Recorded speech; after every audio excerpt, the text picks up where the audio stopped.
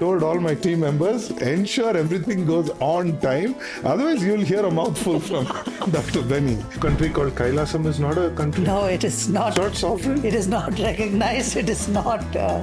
It depends on. But it takes courage to build a country. Let's agree on that. As leaders, learn to be on time. I got scared. By 2011, I had been to 257 nations. If I'm traveling alone, it is completely packed. Up to 9 meetings a day. The way you got married, your wedding day was all over the news. You served chai for your wedding. So one was simplicity. That was our core. Second one was creativity. And third was color. I have always lived and chosen to live a simple life. Hello everyone and welcome to Mech Talks with Pradeep Mcwin once again. It's been a long time since we got online with our viewers, but we are back here today to speak our heart out.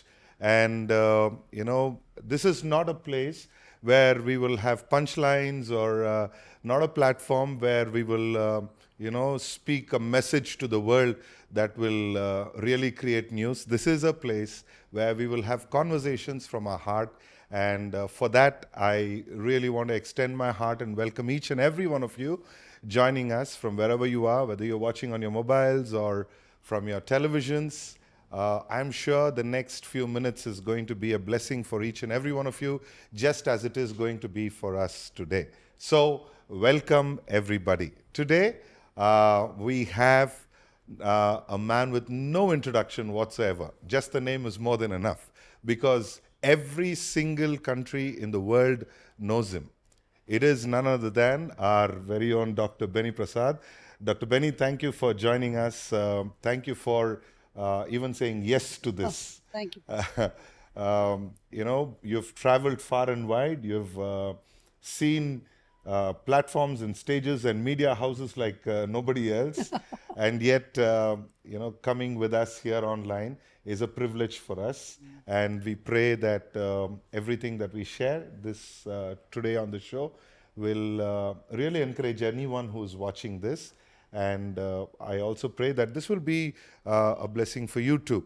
So for those of you who may say that you still don't know Dr. Benny, he is a person who has traveled to 245 countries, which is every single country on the planet, in 6 years, 6 months, and 22 days with 16 passports. Is that true? Yeah. 16 passports in 6 years, 6 months, and 22 days, which makes him the fastest man to travel to every country in the world. Right? Praise God for that. And he also has invented the bentar, which is a guitar with a banjo. With the 2 drums inside, bongos inside. Bongos inside. And has also performed in the 2004 Olympics and 2006 FIFA World Cup. Yeah. And recently the UNO has given you an award, which I read on the social media platform. Yes. That was part of the World Travelers Meet. It's a pride for every Indian, what you have achieved. But Dr. Benny, I want to be frank with you. Of the memory that I have with you from the beginning, the first time that I saw you was when you performed for a music concert in St. Joseph's College grounds. We heard you share your testimony. That was the first time I am hearing of you. And then a few years later, I saw you in a media conference in a hotel. And a few years later, I saw you in a church. And then I met you personally for inviting you over. But through it all, I'm a little scared to let my guard down with you, because I see a lot of discipline and a lot of timekeeping. I want to give you one incident. So it was at the media conference when there was a short break, and people started coming in a little later than the prescribed time. Okay.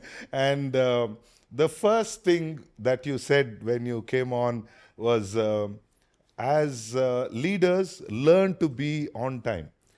I got scared. I got scared. From then on, every time I come to meet you, every time I sit down with you and have a chat, I'm a little scared. I am really scared to get off the guards down. That's why even when we had to have the shoot, I told all my team members, ensure everything goes on time. Otherwise, you'll hear a mouthful from Dr. Benny. So how has this come around? Who is the real you? And we'd like to hear from you about that. See, it's just it confuses people because normally artists are supposed to be much more freer, and they're not time bound or time conscious, Yes, not yes. even schedule conscious. That's True. why they have managers. Yes. Whereas I love administration.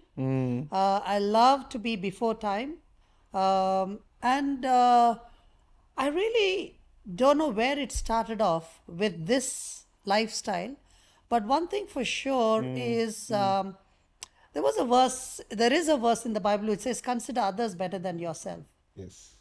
And that really played a very important role in terms of even timekeeping. That if I value someone, then it shows also with the way I would handle my time with them. And second aspect was when I travel the world, generally they would look down on Indians when it comes to time, Time, correct. Yes. because either Indians don't show up on time or they don't take up the prescribed time. So a lot of the times initially they would use this word, oh, you're an Indian, so Right. you would not keep your time or you would not. So I had to challenge the system. Yes. So I went way beyond just being on time to being before time. Wonderful. And so wherever I've gone, people have seen that I have really showcased as a different Indian. And I told them, please don't stereotype every Indian like that. Right. And whether it is being on stage or being there for an event, anything, even for sound check or all those aspects. So I think all of these factors made me become a person in terms of being on time or keeping your time. Yeah, I've also seen that not just with time, of course, the way you have defined, being early has brought back the standard in Indian time. As until then it has always been stretchable time, but thank God that now many people are learning to come on time, and the present day artists are Yes. buckling up today. Correct, Yes. exactly. Yeah. So, but I've also seen that discipline with you in various aspects. Even the other day when we were at Chai, for the worship night, what a joy it was to. I do say call it a joy because you know what you can function with. I'm a pastor at a church, and many times I have many of the youngsters coming and asking for things for the church, asking for things for certain, for a better functioning. And I know it is not for them their personal use. I know it is for the use of the church. But I see how you function as an individual. There is a line drawn with every single thing. That's why I get scared. I don't know which conversation can tick you off. I don't know what aspect of a conversation can encourage you. So this discipline, is it from your family, or have you developed it over the years, or is it been the hurts that has taught you? It is really encouraging when it comes to the discipline aspect of it, but also when it comes to the relational aspect of it, it draws a line. So how do you view it? What does your mind, how does your brain function? Well, I think it's a combination of family and hurts, both actually. My father was a very strict disciplinarian, and he was a man who functioned within his limits. Whatever it was, everything was done within his limits. So it never came across my father lacked anything. And part of that is because he knew his boundaries and his limits. So if anyone functions within their limits, they look complete. Yes. Like for example, if you go and ask Sachin, who is an excellent cricketer, Right. and if you ask him, can you play a song? Hmm. And if he says, my call is to play cricket and not guitar, and it ends there. Right. Right. Because you know that this man is excellent with his bat. Yes. Now, on the other hand, if you say, oh, really, let me pick up the guitar, and if he starts to fool around, True. now you see that there is a deficiency over there. Correct. So if we know what our boundaries are and not go beyond that one, that gives us a stronger sense of being complete in that way. So that's what I saw with my dad. And second aspect was the hurts of being told that you will never amount to anything. That is something that pushed me. And generally, you see, there are people who have used their hurts to prove a point. And I can say that that has been in many times, in my case also, is a lot of things that have happened in my life is also has gone to a point to prove that I can do it. It can be good or bad. So there are dangers that you would end up doing something just for proving, but you really get nothing out of it. Right. Right. Like one day I proved to my sister that I can eat a handful of salt. Ooh. Now, it was just a fact that she told me that you cannot, and I ate it and I proved it. But what did I get out of that? So You could eat it? yes, I could. I could eat a whole you throw up? handful of. No, I didn't throw up. And again, even throwing up, if you want to, the stubbornness in you will push you Wow. to go somewhere in the corner and do that. But that's been the case is Right. because for a long time in my life, till the age of 16, constantly being told that you will amount to nothing. Right. So, so stubbornness and hurts have proved or pushed me towards certain things. But now coming back to the discipline aspect is I learned also by watching. I watched that the most disciplined people are able to achieve a lot more at a stipulated time rather than people who are so free. They seem to be free. It's nice. Yes. But at the end, you're not able to really achieve what you could have achieved. Could have, yes. So I really want to keep a balance between the relationship aspect as well as the aspect of being an administrator. Right. Wonderful. But Doctor, I don't know. Correct me if I'm wrong. I come from a different school of thought. There is a potential for everyone to move one step ahead Yeah. at a time. And that's what I always take challenges as in my life and at church or anything. When there is a requirement for something, and if the requirement is genuine, why not consider it? Why should I always stick to the norms of what I see as right or wrong? Why can't I really push the boundaries a little more? So I want to keep my mind open to the fact that if there is a request for this can make something better, why don't we do it? Is it wrong? See, that's why you are a pastor and I am not. As a pastor, you really have to keep a wider perspective and perspective into consideration. Okay. And whereas in my case, I'm more in the training field, so which means that you have a complete dedicated audience who have come into the place with the aspect saying that we have to just submit to what's happening, Right. right? So it's like a difference between having a military camp Right. and doing a concert. Correct. The Yes. audience can stay or they can just go. Just go, They can yeah. shout. They can do anything. Right, You can be pouring your whole passion out there, and the guy can just sit there and True. stare at you. We've had audiences like that. Exactly. So whereas in this, so that's why I think that the flexibility part of you being a pastor is very important.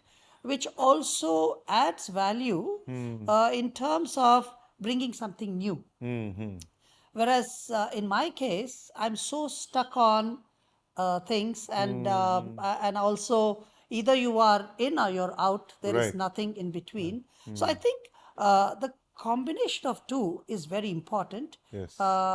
because that's how we have been made. Is some are able to really look into things, and they just want certain aspects to be done, and there are some who are open Right. to exploring something new. And especially when you are a church leader, I think it is important for you to be flexible. And that is where you are able to give more platforms for something creative and something Right, new to come right, up, right. where you become much more of a visionary, Yes. not just from a term perspective, but in terms of the fruit that would Right, come out of right. it. Yeah. Thank God. Thanks for affirming that. I am more contented now. Yes.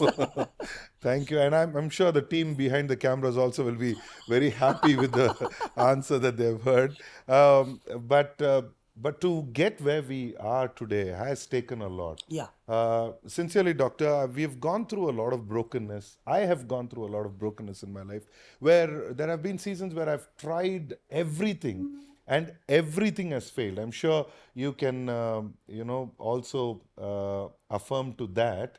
I've tried so many things in the ministry, in my personal life, but everything hasn't worked in my favor.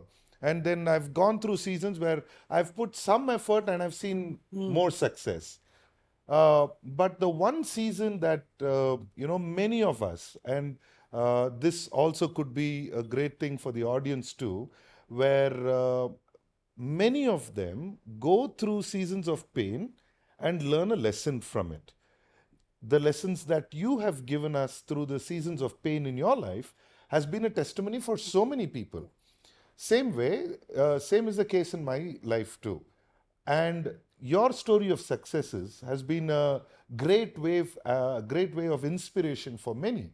And maybe some can draw some lessons from my life too, and that's the case with many of them. But one of the things that many people don't notice is the season of waiting in every one of our lives, and many of us cannot avoid that season of waiting in our life. And for me personally, I have learned that the season of waiting, the season of void, the season where nothing is happening in my life is the season which is the most important. What do you think, Doctor? What is the one lesson that you may have learned during the time where you did not have the heart to invest into anything, whether it is an art or whether it is on your health or whether it is on your future, or a time where you had nothing to do? Is there a lesson that you took away from such a season? Now, when you're turning back and looking at that season, is it something that you can convey to us Yeah. at this point? Well, waiting is always a challenge. It's not something that people truly cherish. Anything for that matter. For example, you are working on a movie and you're waiting for the right lighting early in the morning, Yes, yes. and it starts to rain. The And golden now, hour. yeah, and so now one day is gone. Yes. Now that is not recorded in the movie, right? True, true. So only what is recorded is when everything comes to its perfection. But so a lot of the times, even when people share their stories, Right. share whether it is in a church or on a platform or anywhere for that matter, nobody talks about the waiting time. So it just comes across for people that they are the only ones who are in the wilderness, Right. and all the others are on a beautiful, jolly ride. But I've gone through a lot of share of waiting when it comes to getting a breakthrough. People only see that I've traveled and all these things, but there are so many times that I've not been given an opportunity to either perform, share my testimony. They would just look at me as a side act.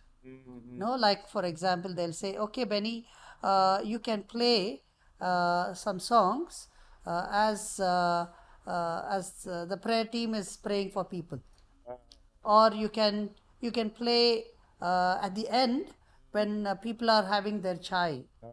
So it is like it is not at all a nice thing.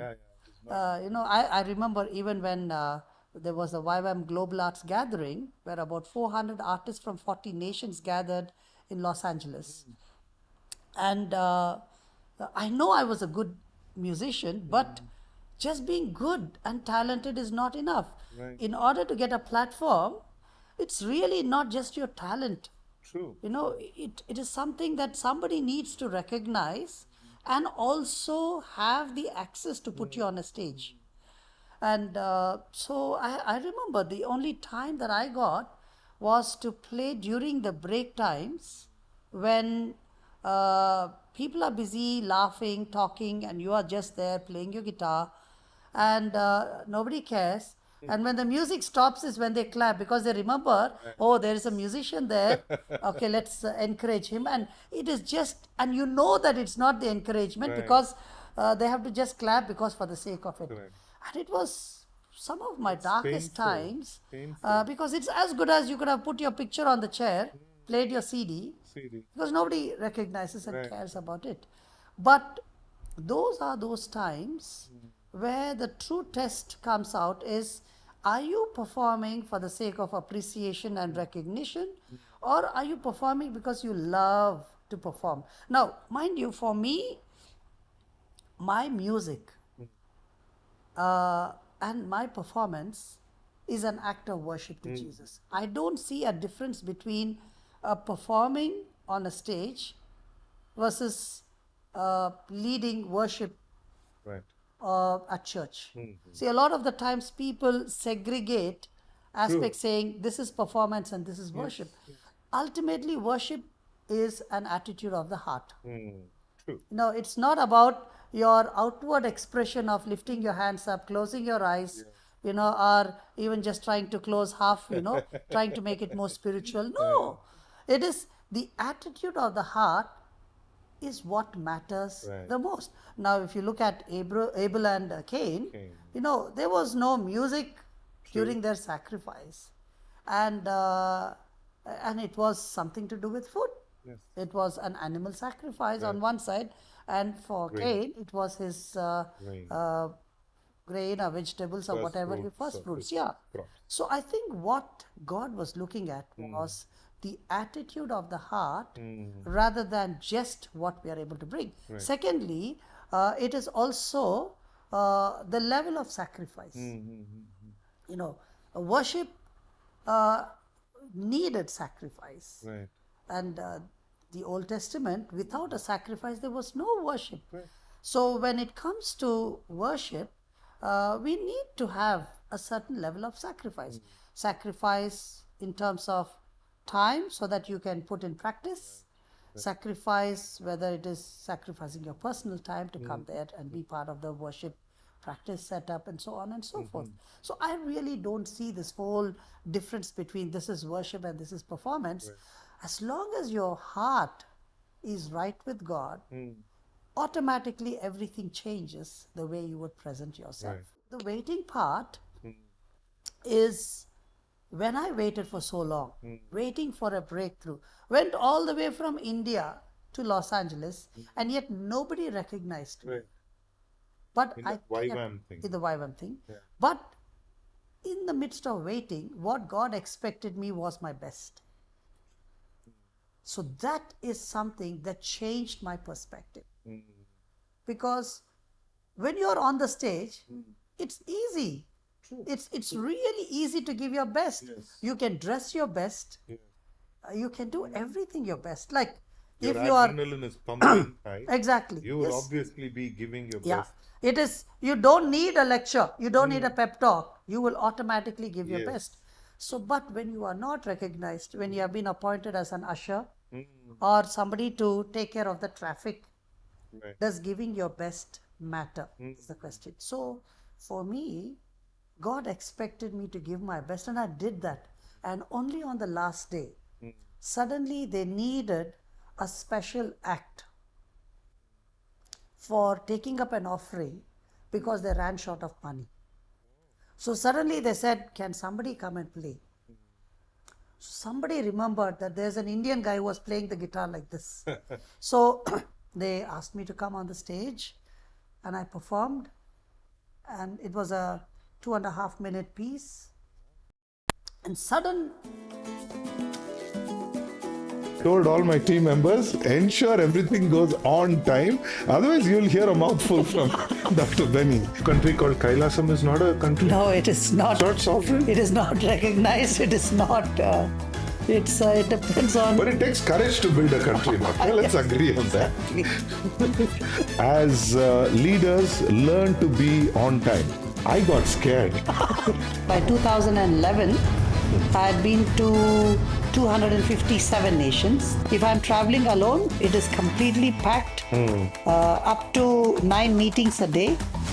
The way you got married, your wedding day was all over the news. You served chai for your wedding. So one was simplicity, that was our core. Second one was creativity, and third was color. I have always lived and chosen to live a simple life.